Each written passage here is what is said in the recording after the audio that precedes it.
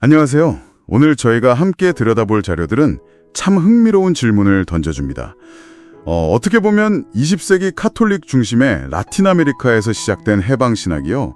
이게 지구 반대편, 그것도 당시에는 개신교 영향력이 더 강했던 한국 사회에 들어와서 뭐랄까 민주화 운동의 어떤 동력까지 될 수 있었을까 하는 점이죠. 여러분이 공유해 주신 자료들 보면서 그 과정을 한번 깊이 파헤쳐 보겠습니다. 먼저 그 해방신학이 뭔지부터 짚어봐야 할 것 같아요. 자료에도 여러 번 나오는데 그 구스타보 구티에레즈 같은 신학자들이 이야기한 거잖아요. 그러니까 쉽게 말하면 가난하고 억눌린 사람들의 실제적인 해방, 이게 바로 신앙의 핵심이다. 뭐 이런 거죠. 네, 맞아요. 1960년대, 70년대 라틴 아메리카의 그 군사 독재나 빈부격차 같은 극심한 사회적 고통 속에서 나왔다고 하죠. 아주 현실 참여적인 신학이라고 볼 수 있겠네요. 그렇죠. 단순히 뭐 내세의 영적 구원, 여기에만 초점을 맞춘 게 아니라는 거죠. 아, 이 땅에서의 정의 실현, 이걸 외쳤다는 거군요. 네, 바로 그 지점에서 이제 해방신학이 왜 그렇게 급진적이었는지가 드러나는 것 같아요. 자료들도 그 점을 강조하고요. 그러니까 단순한 자선활동 이런 차원을 넘어서요. 왜 가난과 억압이 생기는가, 그 구조적인 원인을 파고들고 이걸 바꿔야 한다고 요구한 거죠. 아, 시스템 자체를 문제 삼은 거네요. 맞습니다. 가난한 사람들, 억압받는 이들의 관점에서 성서를 다시 해석하고 또 신앙과 사회적인 실천은 절대 분리될 수 없다, 이렇게 본 거예요. 상당히 강력한 메시지였겠네요. 그렇죠. 물론 뭐 마르크스주의랑 너무 비슷하다는 비판도 있었고 또 교회가 정치에 너무 깊이 관여하는 거 아니냐, 이런 보수교단의 우려도 자료 곳곳에서 보이긴 합니다만 네, 그런 논쟁도 있었군요. 그럼에도 불구하고 이 신학의 초점 자체를 내세의 어떤 영적인 구원에서 현실 사회의 구조적인 문제 해결로 옮겨왔다는 거. 이게 정말 중요한 통찰이고 핵심이라고 할 수 있겠죠. 사회 변화에 관심 있는 분들께도 시사하는 바가 클 겁니다. 자, 그럼 이 해방신학이 한국 땅에서는 어떻게 전개됐을까요? 자료들을 보면 이게 1970년대 이후 한국의 아주 특수한 역사적 상황하고 만나면서요. 네. 뭐 식민 지배의 경험이라던가 군사 독재, 또 민주화를 향한 열망, 노동자, 농민들의 저항 같은 것들이죠. 이런 것들과 만나면서 민중신학이라는 독자적인 흐름으로 발전했다, 이렇게 설명하고 있어요. 맞아요. 단순히 그냥 수입된 이론이 아니라 한국의 그 현실 속에서 뭐랄까 새롭게 태어난 거죠. 아, 재탄생이군요. 그렇죠. 자료에 보면 안병무 선생 같은 분은 당시 고통받던 한국의 민중하고 예수님을 직접 연결시키기도 하고요. 또 서남동 선생은 신학의 현실에 적극적으로 참여해야 한다, 이런 점을 강조하셨다고 나오죠. 네네. 이게 바로 민중신학의 핵심이에요. 그러니까 해방신학의 그 문제의식은 가져오지만 초점은 한국의 역사적 경험 속 민중에게 맞춰져 있다는 거죠. 아무래도 라틴 아메리카의 가난한 이들하고 한국의 민중은 처한 맥락이 또 달랐으니까요. 그렇겠네요.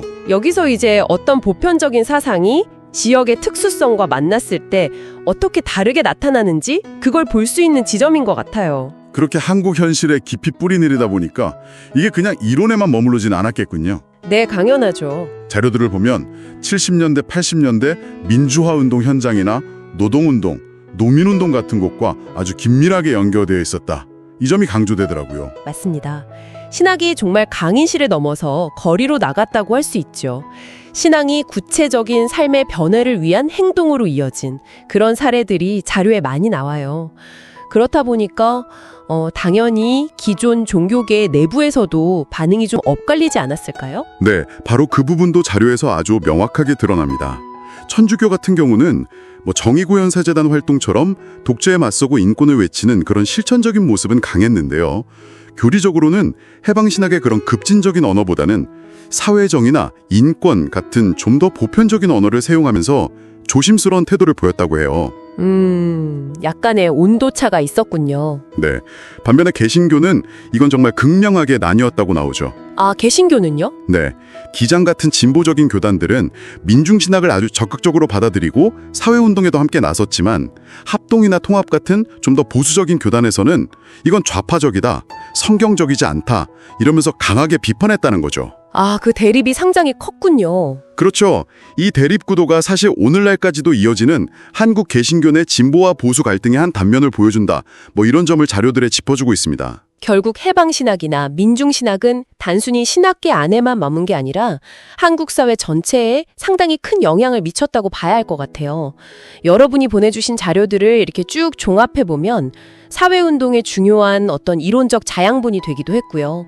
인권이나 민주주의에 대한 우리 사회의 논의 자체를 풍부하게 만드는 데도 기여를 했죠. 네, 확실히 그런 면이 있네요. 종교적인 신념이라는 게 어떻게 세상을 바꾸는 강력한 동력이 될 수 있는지, 또 때로는 그 과정에서 내부적인 갈등이나 분열을 낳기도 하는지 그 복합적인 면모를 아주 잘 보여주는 사례라고 생각합니다. 네, 오늘 저희는 여러분의 자료를 바탕으로 해방신학이 라틴 아메리카에서 시작해서 한국의 특수한 역사와 만나 민중신학으로 발전하고 또 한국 사회와 종교계에 깊은 흔적을 남기기까지의 과정을 한번 쭉 따라가 봤습니다. 참 흥미로운 여정이었어요. 네, 그렇죠. 하나의 신학적 흐름이 전혀 다른 문화와 역사 속에서 새로운 에너지를 만들어내는 과정이었달까요? 여기서 이제 마지막으로 한 가지 질문을 던져볼 수 있을 것 같아요. 오늘날 뭐 해방이나 민중이라는 단어 자체는 예전만큼 자주 쓰이지 않을 수도 있습니다. 네, 좀 낯설게 느껴질 수도 있죠. 하지만 그 안에 담겨있던 핵심적인 문제의식들이 있잖아요. 예를 들면 사회적으로 소외된 이들의 목소리에 귀 기울이는 것, 정의를 추구하는 것, 또 신앙을 구체적인 삶 속에서 실천하려는 고민 같은 것들이요.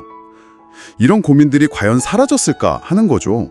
어쩌면 지금 우리 사회에 또 다른 어떤 문제들 속에서 이 질문들이 완전히 새로운 방식으로 다시 제기되고 있는 건 아닐까요? 글쎄요, 그 답은 이제 청취자 여러분 각자의 몫으로 남겨둬야 할 것 같습니다. 네, 오늘 이 깊이 있는 탐구에 함께해 주신 여러분 정말 감사합니다.